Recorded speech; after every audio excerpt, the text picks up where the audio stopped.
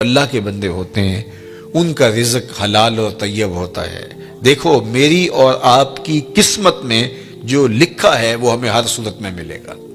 اب اس کو حاصل کرنے کے لیے ہم طریقہ حلال اختیار کرتے ہیں یا حرام کرتے ہیں، تو وہ طریقے کی وجہ سے وہ رزق حلال یا حرام ہو جائے گا۔ تو جو میرے مقسوم ہے وہ مجھے مل کے رہے گا۔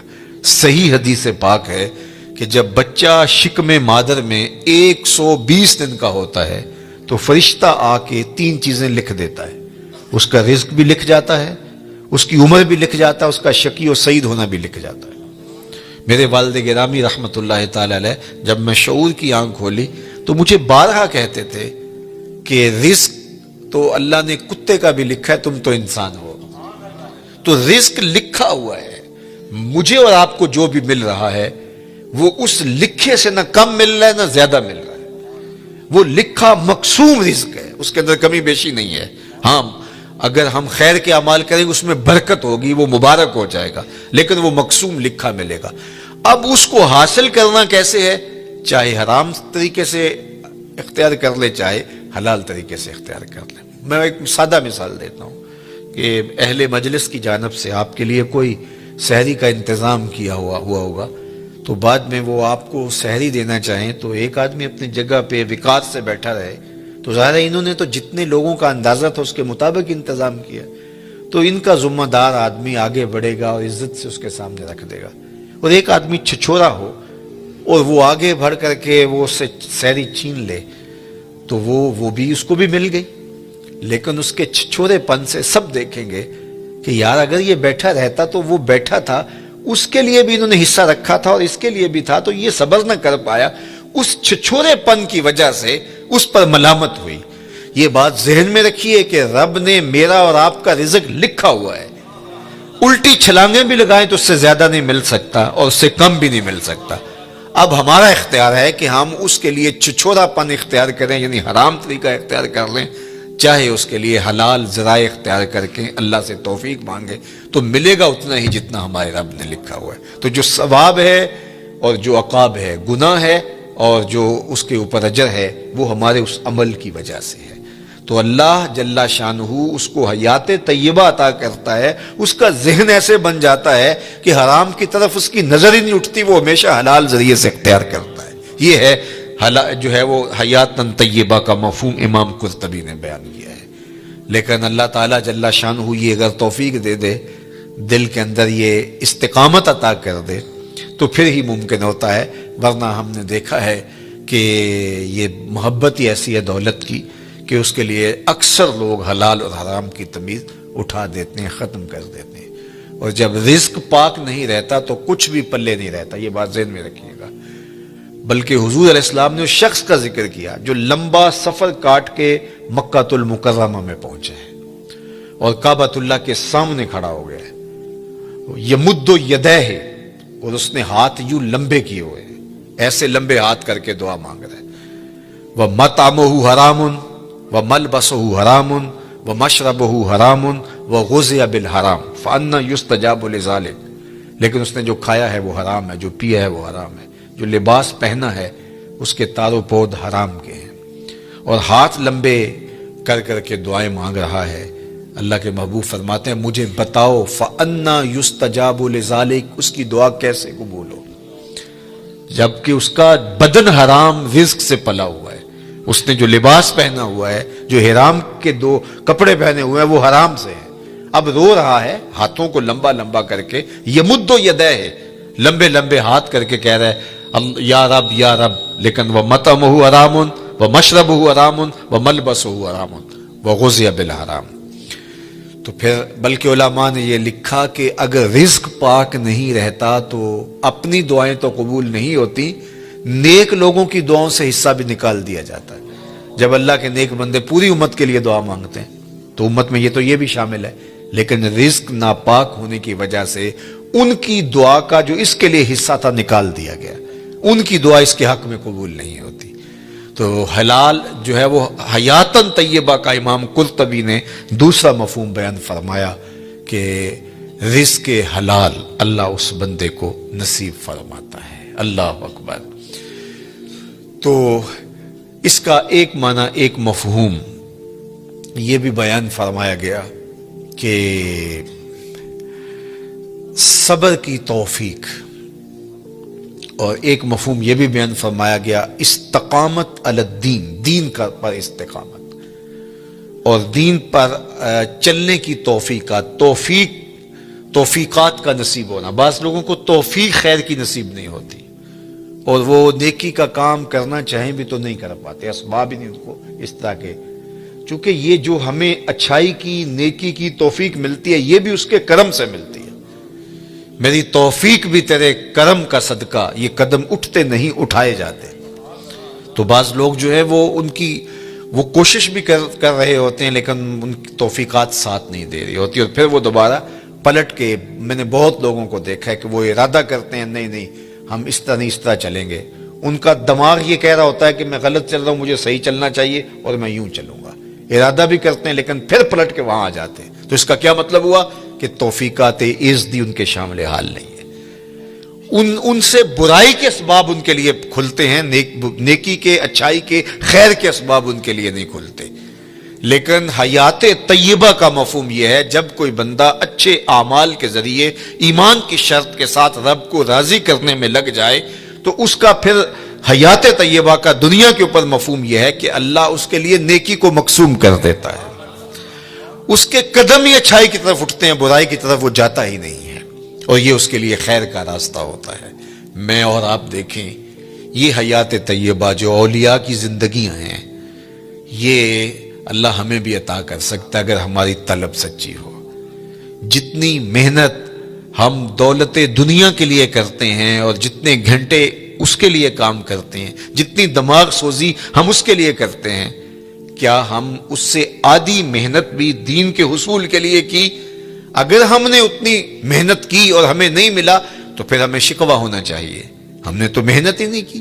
ہم کہتے ہیں یہ دین ویسے ہی مفت میں ہمارے ہاتھ آ جائے، کوئی محنت، کوئی مشقت نہ اٹھانی پڑے، جبکہ حصول زر کے لیے، حصول عزت کے لیے، دنیاوی مناصب کے لیے ہم کتنے پاپڑ بیلتے ہیں اور کیا کچھ نہیں کرتے۔ تو میں اور آپ دیکھیں کہ ہم نے اپنے آپ کو اچھائی کی راہوں میں ڈالنے کے لیے کیا عملی جد و جہد اور کوشش کی۔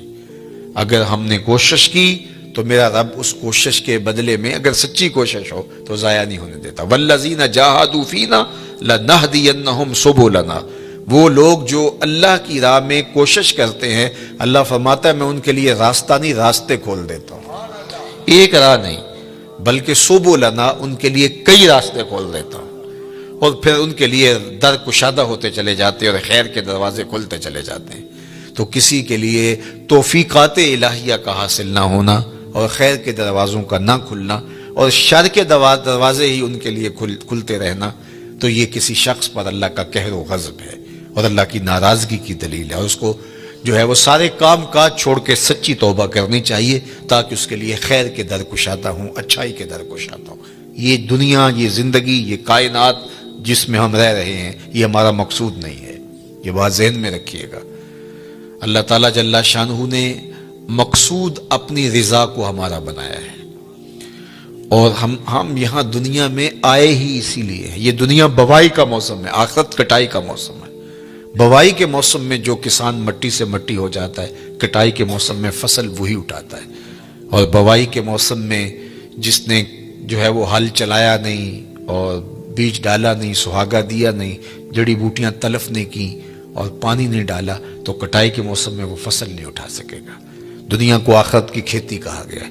خوش نصیب اس دنیا کو آخرت کے لیے گزارتے ہیں۔ دنیا تو گزر ہی جانی ہے، یہ روزے کا مہینہ ہے، تو جو روزہ نہیں رکھتا دن تو اس کا بھی گزر جاتا ہے، اور جو روزہ رکھ کے گزارتا دن اس کا بھی گزر جاتا ہے۔ حضرت داتا گنج بخش علی حجویری علیہ رحمہ کے شیخ ابو الفضل الختلی فرماتے ہیں، دنیا یومن ولنا فیہا صومن، دنیا ایک دن ہے، ہم روزہ رکھ کے گزار رہے ہیں، گزر تو ہماری بھی جائے گی، اور جس نے عیش و عشرت میں گزاری گزر تو اس کی بھی جائے گی، لیکن آخرت کے مقابلے میں یہ دنیا ہے کتنی؟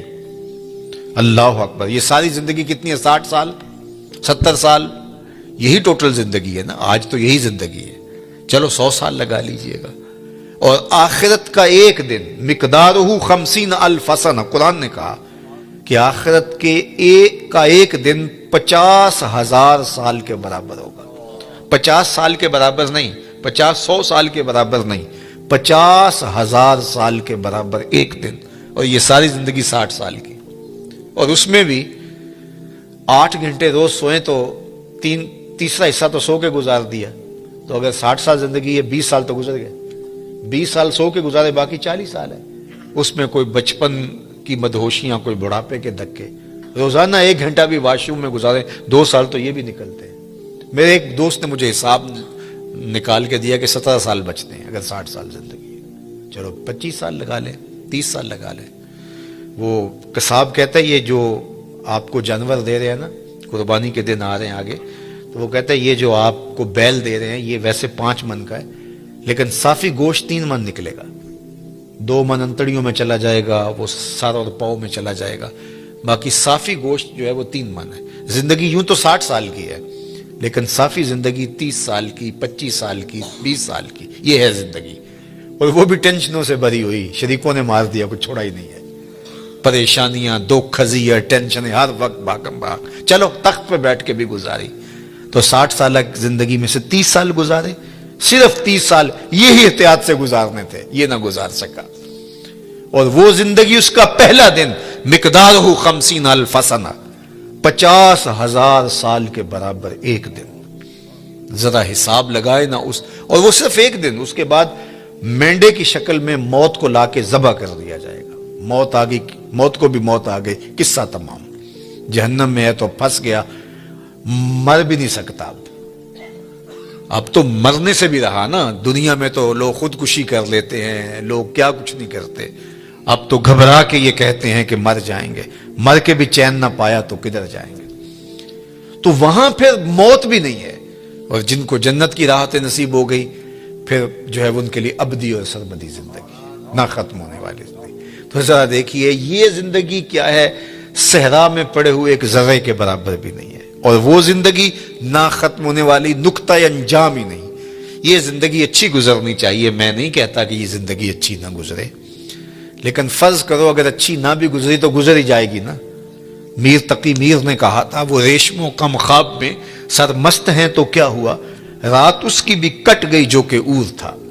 برہنہ بدن تھا، سردیوں کی رات تھی، زخم لگے تھے بدن پہ، بخار نے جو ہے وہ بےتاب کر رکھا تھا، اور کوئی باہر ریت کے اوپر پھینک گیا. تو کتنی لمبی رات ہوگی اس بیمار کے لیے جس کا کوئی تیماردار بھی نہیں ہے. ریت پہ کوئی پھینک گیا، بدن پر زخم ہے، چور ہے بخار سے، سردیوں کی لمبی رات ہے. سحر لانا کوئی آسان ہے؟ اللہ اکبر. جوئے شیر لانا، وہ جو غالب نے کہا تھا، وہ جوئے شیر لانے کے مترادف ہے. لیکن آخر کٹ ہی گئی نا. جتنی بھی لمبی رات ہے، نقطہ انجام تو ہوگا نا. لیکن وہ رات پڑ گئی تو اس کا نقطہ انجام نہیں ہے، وہ ختم ہی نہیں ہوگی، چونکہ موت کو بھی موت آ گئی. تو اس سے بڑا احمق کوئی نہیں جو اپنی آخرت کو برباد کرتا ہے. یہ دنیا سواریں، اچھی دنیا زندگی گزاریں، اللہ کی دی ہوئی نعمتوں سے بھرپور تلذذ حاصل کریں، لیکن آخرت کے سودے پر نہیں، آخرت کی قیمت پر نہیں. تو اللہ جل شانہ حیات طیبہ اپنے بندوں کو دیتا ہے کہ وہ اس زندگی کو آخرت کے لیے گزارتے ہیں. جہاں جتنا رہنا ہو وہاں اس حساب سے انتظام کیا جاتا ہے. میں ایک دفعہ اٹلی سے گزر رہا تھا تو مجھے وہاں کچھ نوجوان منڈی بہاؤالدین کے کہنے لگے کہ آپ ہمارے ساتھ اگر چائے پی لیں. تو میں نے کہا چلتے ہیں. تو ان کے ہاں چائے پینے گیا تو وہ چھوٹا سا گھر تھا ان کا، اور جس میں کوئی تقریباً 20-25 نوجوان رہ رہے تھے. وہ جو ہے وہ انہوں نے چارپائیاں جوڑ کے یوں رکھی ہوئی تھیں اور اپنا کھانا بھی پکاتے تھے. تو میں حیرت زدہ ہوا اور میں نے کہا کہ آپ 20-25 سے چھوٹے سے گھر میں رہ رہے ہیں تو کوئی بڑا گھر لے لیں. تو وہ مجھے ہنس کے کہنے لگے حضرت ہم یہاں کمائی کرنے آئے ہیں، عیش نہیں کرنے آئے. تو آپ اگر آئے نا ہمارے علاقے منڈی بہاؤالدین میں تو ہمارے 6 کنال کے بنگلے بن رہے. تو میں نے کہا یہی تو میں سمجھانے آیا ہوں کہ جہاں جتنا رہنا ہو وہاں اتنا انتظام کیا جاتا ہے. تو دنیا میں جتنا رہنا ہے ہم اتنا انتظام کریں. اصل ہماری منزل آخرت ہے، ہم وہاں پلٹ کے جانا ہے، وہاں ہمارے لیے تیاری ہو رہی ہو. یہ جہاں بھی اچھا وہ جہاں بھی اچھا، لیکن اس دنیا کو اس آخرت کی قیمت پہ نہیں گزارنا۔ یہی ولایت ہے، یہی اللہ کے ولی کرتے ہیں، وہ اس دنیا کی زندگی کو آخرت کے لیے گزارتے ہیں۔ تو پھر یہ زندگی بھی خوشحال، جب یہاں ہم جاتے ہیں 4 دن کے لیے 5 دن کے لیے تو جو ہے وہ خوش جاتے ہیں، خوش آ جاتے ہیں، نہ وہاں ان کے ملک کو چھوڑ کے آنے میں دکھ ہوتا ہے، نہ کوئی پریشانی ہوتی ہے، اس لیے کہ ہم آئے ہیں 4 دن پھرنے کے لیے، سیر کرنے کے لیے، واپس چلے گئے۔ لیکن اگر ڈیرا جما لیں تو پھر چھوڑنا بھی کتنا مشکل ہے۔ تو اللہ والوں کو دنیا چھوڑنا بھی اوکھی نہیں ہوتی، اس لیے کہ انہوں نے دل ہی نہیں لگایا ہوتا۔ بلال حبشی رضی اللہ تعالیٰ عنہ کا جب آخری وقت آیا، سانس ٹوٹنے لگی تو زوجہ سرانے بیٹھی تھی، تو اس نے کہا واہ حزن ہو، ہائے افسوس، میرا شوہر مجھ سے جدا ہو رہا ہے۔ تو بلال حبشی رضی اللہ تعالیٰ عنہ کی ابھی سانسیں باقی تھی، تو آپ نے پلٹ کے اپنی بیوی کو دیکھا، کہا یہ کیا کہہ رہی ہو، واہ حزن ہو، ہائے افسوس۔ کہا ہاں آپ جا رہے ہیں، تو کہا نہیں یوں نہ کہو، بلکہ کہو واہ تربا ہو غدن القا محمدم و اصحابہ ہو۔ کہا مبارک ہو، میں تو اپنے آقا سے ملنے جا رہا ہوں۔ پھر موت جو ہے وہ تحفۃ المومن بن جاتی ہے۔ حضرت ابراہیم علیہ السلام کے پاس جب جبریل امین اسرائیل علیہ السلام آئے نا روح قبض کرنے کے لیے، تو کہا کدھر آئے ہو؟ کہا قبض روح کے لیے آیا ہوں۔ کہا واہ کمال ہے، میرا رب مجھے اپنا خلیل بھی کہتا ہے۔ خلیل عربی میں کہتے ہیں گوڑے دوست کو، وہ کہ جگری یار جس طرح ہوتا، تو وہاں تو یہ لفظ نہیں بولے جائیں گے، خلیل کہتے ہیں گہرے یار کو، گوڑے یار کو۔ تو اللہ نے حضرت ابراہیم کو اپنا خلیل بنایا۔ حضور فرماتے ہیں اگر اللہ کے علاوہ میں کسی کو خلیل بناتا تو ابو بکر کو بناتا، میرا خلیل صرف اللہ ہے۔ تو اللہ نے اپنا خلیل بنایا حضرت ابراہیم علیہ السلام کو۔ تو جب سندیسہ موت کا بھیجا اسرائیل کے ہاتھوں، تو کہا کہ وہ مجھے اپنا خلیل بھی کہتا ہے، اور ساتھ آپ کو بھی بھیج دیا۔ بھلا کوئی یار بھی یار کی موت چاہتا ہے؟ کیسا بھی کبھی ہوا ہے کوئی یار کی موت چاہے؟ تو کہا میں تو حکم کا پابند ہوں، حکم لے کے آ گیا اللہ کا، تو میں پھر چلا جاتا ہوں، جا کے پوچھتا ہوں کہ تیرا بندہ یہ کہہ رہا ہے۔ تو بارگاہ عزتی میں حاضر ہوئے کہ مالک تیرے خلیل نے یہ کہا ہے، کوئی یار بھی یار کی موت چاہتا ہے؟ کہا پھر جا اور میرے خلیل کو میرا سلام دے، اور کہہ کہ کبھی ایسا بھی ہوا ہے یار بلائے کوئی ملنے بھی نہ آئے؟ تو کہا کہ پھر دیر نہ کر، روح قبض کر لے۔ پھر روح بے تاب ہو گئی، جلدی کر۔ تو پھر دنیا پہ رہنا بھی کمال ہے، دنیا سے جانا بھی کمال ہے۔ فَلَنُحْيِيَنَّهُ حَيَاةً طَيِّبَةً، پھر ستھری زندگی، ورنہ اس زندگی کے ہاتھوں لوگ تنگ ہوتے ہیں۔ وہ ساغر صدیقی نے کہا تھا کہ زندگی کاٹی ہے جبر مسلسل کی طرح، جانے کس جرم کی پائی ہے سزا یاد نہیں۔ تو پھر کہیں گے زندگی تو جبر مسلسل ہے، زندگی ہے یا کوئی طوفان ہے، ہم تو اس جینے کے ہاتھوں مر چلے۔ پھر زندگی طوفان بن جائے گی، زندگی عذاب بن جائے گی، لیکن اس کے ہو جاؤ زندگی بھی اچھی، آخرت بھی اچھی، یہ جہاں بھی اچھا وہ جہاں بھی اچھا۔ ربنا آتنا فی الدنیا حسنۃ وفی الآخرۃ حسنہ۔ تو اللہ کا ولی اس جہاں میں بھی خوش ہوتا ہے، اس جہاں میں بھی خوش ہوتا ہے، حیات طیبہ اس کو عطا کر دی جاتی ہے۔ اللہ صاحب مزار کے درجات کو بلند فرمائے۔ ارشاد فرمایا من عمل صالحا من ذکر او انثی وہو مؤمن فلنحیینہ حیاتا طیبہ، جو کوئی اچھے عمل کرے چاہے مرد ہو چاہے وہ عورت ہو، شرط ہے کہ وہ ہو مومن، فلنحیینہ حیاتا طیبہ، ہم اسے ستھری اور پاکیزہ زندگی عطا کر دیتے ہیں۔ حیات طیبہ، پاکیزہ زندگی ان افراد کا، ان لوگوں کا مقسوم ہے جو اپنی زندگی اللہ اور اس کے رسول کے لیے وقف کر دیتے ہیں۔